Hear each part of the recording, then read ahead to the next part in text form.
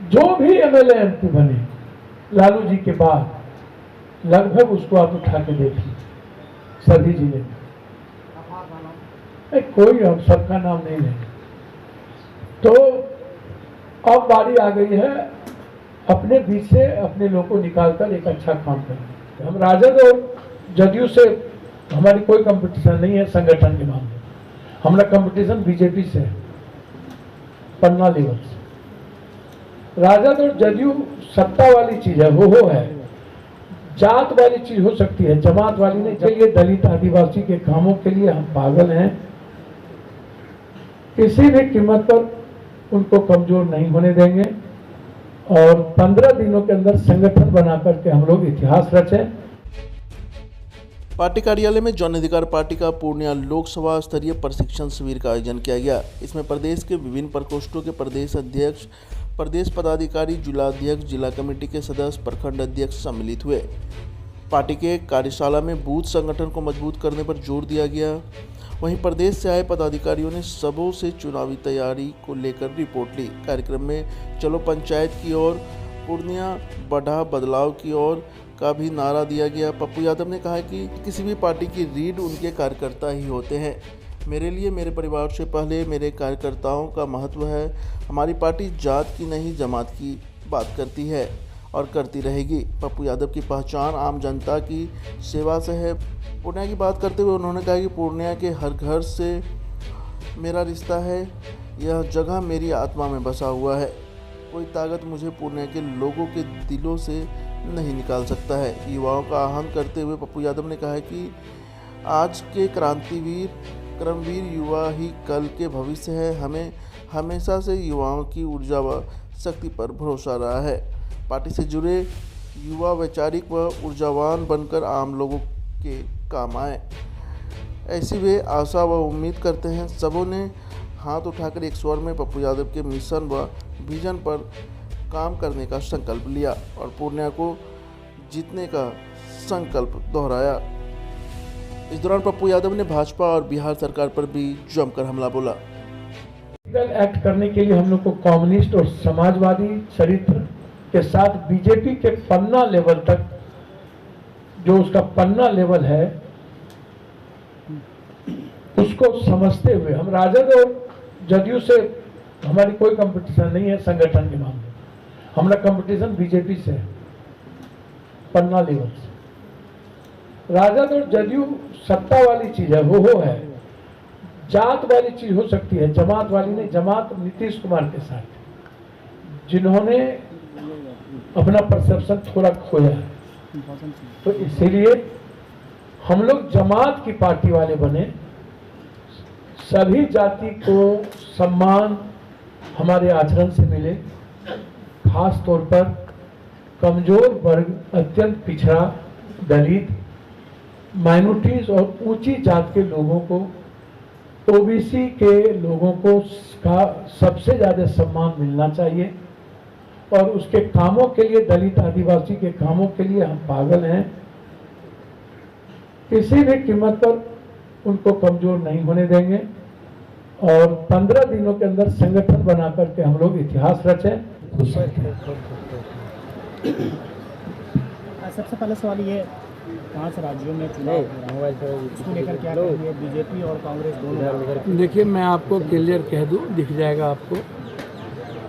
कांग्रेस 5 भी जीत सकती है, 4 तो जीतेगी ही जीतेगी किसी भी कीमत पर। उस पर कोई चर्चा, कोई बहस की बात ही नहीं, उस पर भूल जाइए। उस पर वो आप समझ लीजिए कि मुझको लगता है कि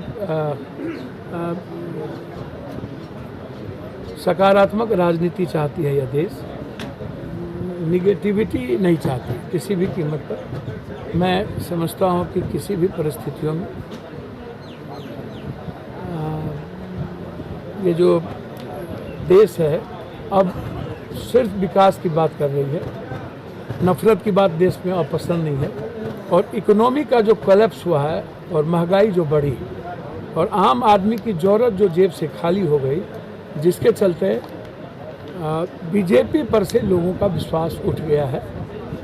अब यह देश की जनता सिर्फ अपने परिवार, अपनी इकोनॉमी और बिना महंगाई के पेट्रोल डीजल खाद्य सामग्री चीज़ें जो आज सर पे चढ़ रही बोल रही है वो सब कुछ नहीं चाहती। अब सिर्फ हिंदू मुसलमान जात पात ये सब चीज़ें से देश निकलना चाहती है। देश सिर्फ कामों पर विश्वास करेगी और एक ऐसे नेता पर भरोसा करेगा जो किसी दूसरों के विचारों को गाली न देता हो, किसी दूसरी जाति को गाली न देता हो, दूसरी जाति का रेस्पेक्ट करता हो, दूसरे समूह का रेस्पेक्ट करता हो। तो ऐसे लोगों को सम्मान यह देश देना चाहती है और जिसका नतीजा आपको 3 तारीख को दिख जाएगा। 5 की संभावना हम आपको बता रहे हैं। Rajasthan neck to neck fight है, उसमें कुछ कहना अभी मुश्किल होगी, लेकिन 4 तो कांग्रेस जीत चुकी है। गृह मंत्री ने कहा कि सीएए लेके गृह मंत्री ने अभी कहा है कल कोलकाता में कि वो जल्द ही सीएए ला रहे हैं। देखिए गृह मंत्री जी चुनावी मौसम है बेचारे, मैं उस पर कुछ नहीं कहना चाहूँगा। पहले भी उन्होंने जुमला की बात कर ली थी। मैं इतना जानता हूँ कि संविधान से ऊपर कोई नहीं है और हिंदुस्तान सभी धर्म वर्ग के सम्मान के साथ हमारी संविधान है। सभी जाति, सभी लिंग, सभी भाषा, संघीय व्यवस्था में हम हमेशा नफरत का बाजार नहीं चला सकते। 2024 का चुनाव है। मैं सिर्फ इतना जानता हूँ कि आप कभी पत्थर, कभी मंदिर, कभी मस्जिद, कभी गुरुद्वारा, कभी पाकिस्तान, कभी सीए, ऐसी किसी भी बातों से, कभी ईडी, कभी सीबीआई, आप जितना ईडी सीबीआई चला लिए ना छत्तीसगढ़ में, क्या हुआ? चला लिए ना आप मध्य प्रदेश में। आप जितना ईडी सीबीआई चलाओगे और विकास से हट करके नफरत की राजनीति करोगे, हमारे जैसा लोग जब तक जिंदा है तब तक हर वर्ग की हिफाजत हिंदुस्तान में होगी, हर जाति की हिफाजत और सम्मान इस हिंदुस्तान में होगा। यह हिंदुस्तान इंसानियत और मानवता के लिए जाना जाता है। यह हिंदुस्तान सनातनी व्यवस्था के लिए जाना जाता है। यह हिंदुस्तान मानव मानव एक है, मानव का धर्म एक है, एक चूल्हा एक चौका एक है, मानव समाज विश्व बंधुत्व कायम। पहले भी उन्होंने ताकत लगा के देख ली है, अब भी वो बार बार डराने का काम वो ना करें। इस देश में बीजेपी के खिगर भोकी से कोई कौम, कोई धर्म, कोई विचार, कोई जात डरने वाला नहीं है। सामना भी करेंगे मिलकर। जिस जाति पर कोई हमला करेगा उसके साथ पप्पू यादव खड़ा होगा। जिस मजहब और कौम धर्म पर कोई हमला करेगा उसके साथ भी पप्पू यादव मरने को तैयार है।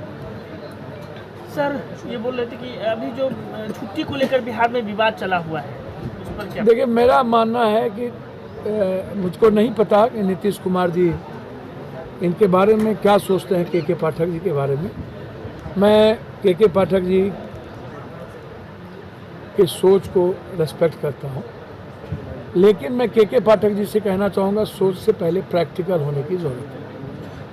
आप प्रैक्टिकल नहीं हैं। आप जिस भी विभाग में गए, आप गए खान विभाग में, चौपट हो गई। आप गए मद्य निषेध में, चौपट कर दिया। आपने मद्य निषेध को नहीं रोक पाए। आप उठा करके देख लीजिए के पाठक जी जिस विभाग में गए, क्या उस विभाग में कुछ भी, हर दिन सुबह कोई निर्णय, शाम में कोई ऑर्डर, सुबह कोई बैठक, कल के दिन कोई ऑर्डर, कभी 5 बजे तक रहेंगे। क्या ये संविधान से के पाठक जी ऊपर हैं? हम के पाठक जी से जानना चाहेंगे, आप 67% आपके पास टीचर नहीं है और 70-80% आपके पास लैब से लेकर के किसी भी तरह की सुविधा नहीं है, रूम नहीं है। 18,000 स्टूडेंट होने के बाद 17 रूम है। 8,000 स्टूडेंट मरवाड़ी कॉलेज में होने के बाद मात्र 13 रूम है। GDS कॉलेज में 17 रूम है। आप जितने बच्चे हैं उसको सुविधा देंगे नहीं, पंखा देंगे नहीं, पढ़ने की व्यवस्था देंगे नहीं, लड़कियों को आप बाथरूम देंगे नहीं, लड़कियों को सुरक्षा देंगे नहीं, कोई लैब टैक होगा नहीं, कि टीचर होंगे नहीं। आप 4 बजे बच्चे चला जाएंगे, 2 घंटा 1 घंटा क्या करेंगे टीचर? कभी छुट्टी आप खत्म, जब कोई आपातकाल नहीं है तो छुट्टी कैसे खत्म होती है? और बार बार टीचर को क्यों डराया जा रहा है? क्यों मेंटल टॉर्चर टीचर को किया जा रहा है? टीचर को स्वतंत्र विचार के साथ जीने देना चाहिए। टीचर पर जाति करना जुल्म है, इससे बच्चों पर असर पड़ेगा, रोकना चाहिए इसे। कभी मंत्री से लड़ जाओ, जो मंत्री के गवर्नमेंट के सब, मंत्री का मतलब मंत्री नहीं है, वो मंत्री परिषद के दायित्व के साथ जिम्मेदारी। आप मंत्री परिषद को आप गाली देते हैं, क्या उसमें मुख्यमंत्री अपमानित नहीं होते हैं? लगातार टीचर को टॉर्चर करना, मुखर कानून। अरे बाप मेरे, आप टीचर को गलत करने के पहले अपनी फैकल्टी, अपनी चीजों को सुधारिए। भवन बना देने से कुछ नहीं होगा। आप लाइए क्वालिटी और क्वांटिटी वाला। कभी आप कोचिंग करिए ना, कोचिंग को पहले आप कोचिंग के पहले आप कॉलेज स्कूल में आप कोचिंग शुरू करिए 2 घंटा कोचिंग स्कूल शुरू। मैं भी चाहता हूं प्राइवेट कोचिंग बंद हो। सरकार कुछ चाहती है, के पाठक जी कुछ चाहते हैं। सरकार और के पाठक में कोई तालमेल है ही नहीं, मंत्री और के पाठक में कोई रिश्ता है ही नहीं। यथार्थ और वस्तु स्थिति में और के पाठक के ऑर्डर में कोई दूर दूर तक स्थिति नहीं है, बिल्कुल क्लियर है। हम आंगनबाड़ी के साथ हैं, हम टीचर के रेस्पेक्ट के साथ हैं, मुखिया जी के अधिकार के हम साथ हैं, सरपंच को सम्मान और अधिकार के लिए हम साथ हैं, ममता आशा के साथ हैं। लगातार यदि आप टीचर्स पर जुल्म करेंगे तो हमारी पार्टी ऐसे किसी भी चीज़ों का विरोध करेगी जो हमारे बच्चे और हमारे बिहार के भविष्य पर असर पड़े। ऐसी ही खबरों के लिए करें से 24 लाइव को सब्सक्राइब, साथ ही साथ दिए गए बेल आइकन को भी दबाएं। Thank you.